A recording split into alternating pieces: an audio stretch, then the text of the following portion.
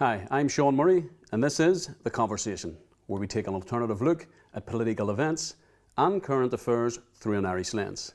In this show, we hope to pick, probe, investigate, and uncover the stories that you want to hear. We go where mainstream won't go. This week, we look at Operation Banner, the name attributed to the British Army's role during the conflict between 1969 until it officially ended in 2007. My next guest served in various units of the British Army during this period and later became a member of Veterans for Peace. But before we speak to our next guest, let's get a quick overview on this week's topic.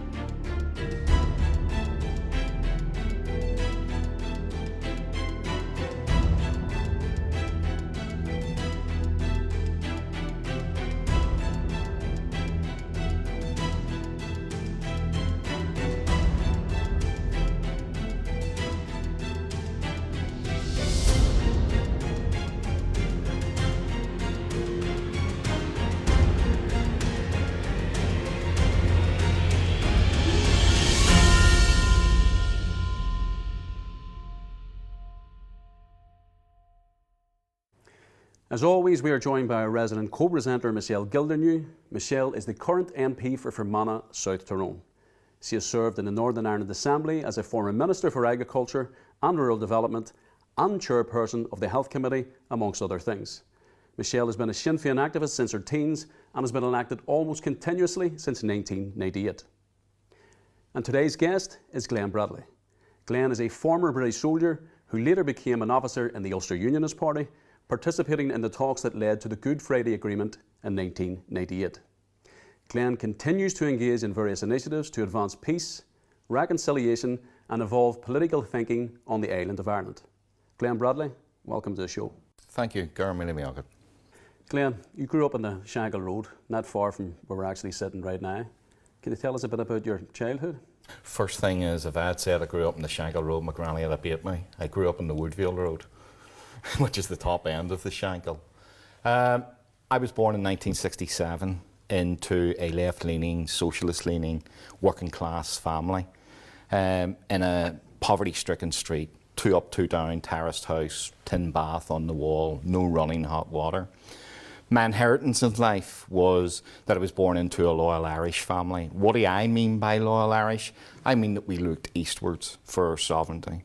We were the Irish dimension, along with Welsh, English and Scots, that made up the British nation, the United Kingdom of Great Britain and Northern Ireland. And that is the politic that I was born into, a very hearthly home, but where politics was daily discussed, largely as a consequence of the poverty that surrounded us all.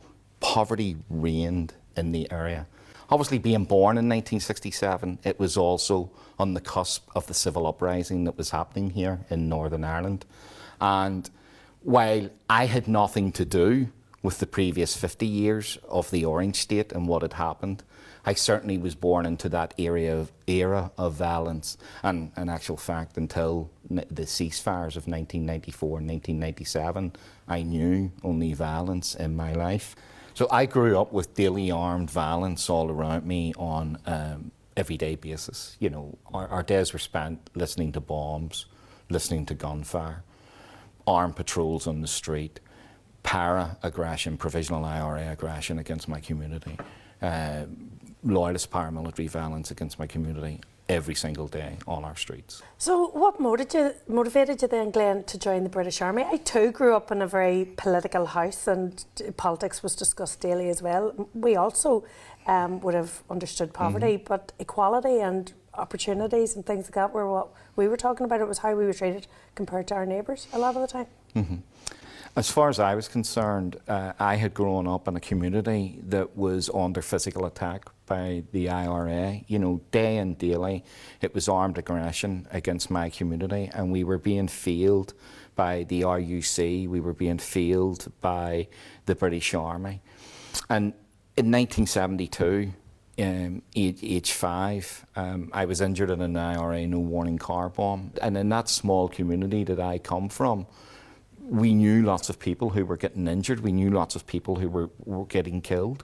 And it really came to a head for me on the day that Bobby Sands died. When Bobby died, during that May period, you know, I was attending the Belfast Boys Model School, and our school bus was returning, and Nationalists and Republicans had formed a gauntlet at the Ardoyne roundabout, and they petrol bombed our school bus. And there was lots of derogatory language being shouted, you know, burn you on this, and so on and so forth. And but for the bravery of the bus driver on the day, who put his foot to the accelerator and actually mounted the Ardoyne roundabout and got us to the relative safety of Woodville Road, you know, the casualties would have been far higher. But it's the first day that I remember seething hatred in me. You know, I got off that bus and looking back up towards the roundabout, you know, my thought was, I'm going to kill yous. I am going to kill yous. And I was 14 years of age. And it was I get to, there's hundreds of thousands of other people would have joined the British Army without this motivation, but my motivation as a 16-year-old was quite naive at the time. You know, I was a kid who had grown up in a very closeted and tight-knit community, who was sectarian in my thinking, who believed that the Northern Ireland conflict was wholly and solely about my community and getting raped by IRA violence. And I felt that the only way that violence could be stopped was to be met by other violence. And then I naively joined the British Army thinking, I'll get the best training possible and go back to Northern Ireland and take the fight to the enemy. At 16? At 16. At 16 years of age. The British Army is one of 3 armies in the world that recruits children into its ranks, and it is entirely legal for 16-year-olds, even now, today in 2023, I'm talking 1984, but in a child of age 16 can join the British Army. So you joined the British Army. I mean, what was the first regiment you joined? Because I understand you were in various regiments. Yeah. I initially enlisted into the Parachute Regiment, but I also served with the Royal Irish Rangers, 1st Battalion the Royal Irish Rangers, and I also did special duty tours during Operation Banner, which would be specific to my deployments in Northern Ireland. I actually did 5 tours in Northern Ireland. So, Glenn, you said you joined the British Army to get the best training. Does that mean you had an urge to join a loyalist paramilitary group, or is that what you were thinking? As a teenager, there is no doubt that I considered joining the 1st Battalion of the Ulster Volunteer Force, the UVF, which would be a loyalist paramilitary group.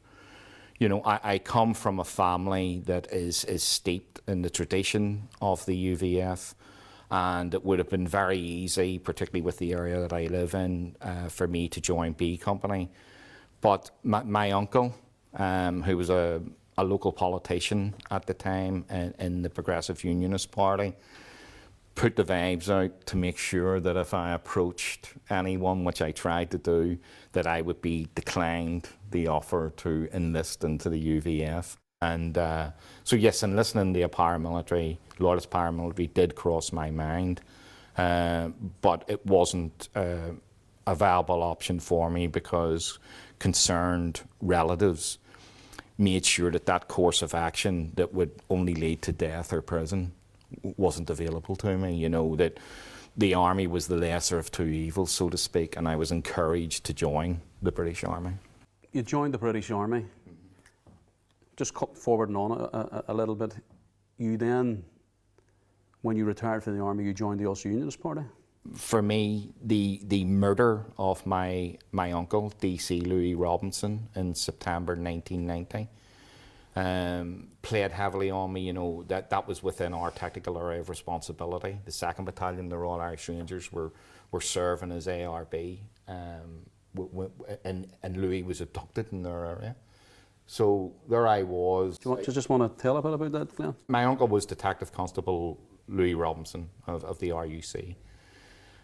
He had been fishing down in County Kerry, was coming back home, crossing the border, when the IRA, posing as UDR soldiers, abducted him. They held him for 3 days, torturing him, before hooding him and executing him. And that all happened within the TAOR of the regiment that I was in, the Royal Irish Rangers at that time. And I assisted in the search operation to try locate his body. I wouldn't have said it was a catalytic moment that made me get out of the army, because I went on to do a further 4 years, but there was it, and then I did a 6-month tour in Bosnia in 1992. And I think the combination of both those, I was evolving from believing that violence could satisfy things, and I was moving into a reality for me where I believed that violence was futile. And I left the army because of that in 1994. And then, so you joined the Ulster Unionist Party at that stage then? Yeah. Had you hopes for peace, or what? Oh yeah. I mean, but by this stage I had gone from being a naive kid who worshipped at the high altar of violence to someone who believed that dialogue, engagement, equitable equality were the only things that could resolve the political situation in Northern Ireland. So I landed back here in 1994, back to the Woodfield, the area that I came from, and there was no change. There was no change from 1984 and 1984 on the poverty or anything. Nothing was being addressed. It was still the usual fly or traipse a Union Jack over a donkey and put it up for election. It would get election. And I says, no, this can't continue. So I initially, again, funny enough, was going to join the Progressive Unionist Party. But my uncle felt that because of my army service, I would never be trusted. And he said, you'd be better off going into the UUP and you'd probably get further on politically than what you could. So I joined the Ulster Unionist Party. So my motivation at the Good Friday Agreement was to get a peace accord on which we could then build to create equitable equality and address all the imbalances that, in my view, had made Northern Ireland unworkable up to that point. So that was my motivation in being in the Ulster Unionist Party. So it was about, for me, it was about ground truth, community politic, engagement, and addressing the causes of conflict and the reasons for gross poverty in the area that I came from. And you later became a member of Veterans for Peace. What motivated you to do that?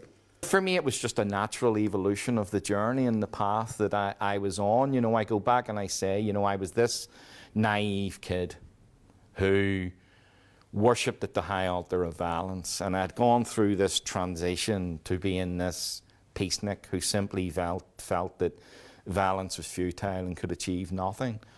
And Veterans for Peace for me was my natural home where I could openly discuss who I was, the journey I had been on, but also relate it to being in the army amongst people who understood my language and who could speak to me. So for me, it was just a natural evolution to join Veterans for Peace. You're still tuned into The Conversation, your weekly alternative probe of political events and current affairs around Ireland. I'm joined by our co-host, Michelle Gildernew, alongside our special guest, Glenn Bradley, who served in various regiments of the British Army and is now a member of Veterans for Peace. Was there one particular event or one incident that sparked that desire to go from a combatant to somebody who promoted and worked towards peace?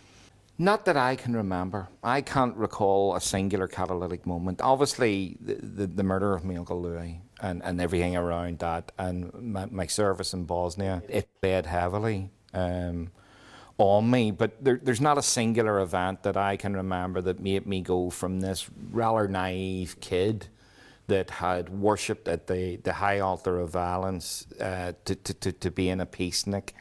There's just nothing that is singularly correct. You know, I did 5 tours here, and as you know, serving in Fermanagh is entirely different to serving in Belfast, and the duties of the soldier would have done at that time. But what I did identify with them was the belligerence of politicians of that era, and it really annoyed me because no one was addressing poverty.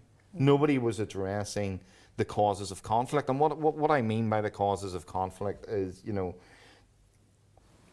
at that period of time, 1986 or whatever it was, I think we had, at that stage, there was probably about 16,000 Republicans and 10,000 Loyalists had been arrested, charged through the process, and were in long cash. And, you know, something didn't happen in 1968 to suddenly make, you know, over 26,000 people wake up the next morning and go, we're violent and we're going to do this. Nobody was identifying the causes of conflict, which in my opinion also relates to the causes of poverty, because they go hand in glove together. And I just had this desire and urge that, again, coming back to what I said earlier about my children, you know, I did not want them to inherit the socio-economic political basket case that I had been born into. And I felt a real duty and responsibility to address the causes of conflict and the reason why Northern Ireland was in such poverty. And that, even today, that remains my motivation. The only difference today is I'm now talking about my grandchildren. Because as you know, Michelle, there was things agreed in the Good Friday Agreement, things like the Bill of Rights and so on, that have never, ever been addressed because some politicians here don't want to. I agree with you, and having been elected in 1998 into the First Assembly, I can tell you now that your worldview is very different from the vast majority of unionist politicians that I worked in committees, looked at tackling poverty.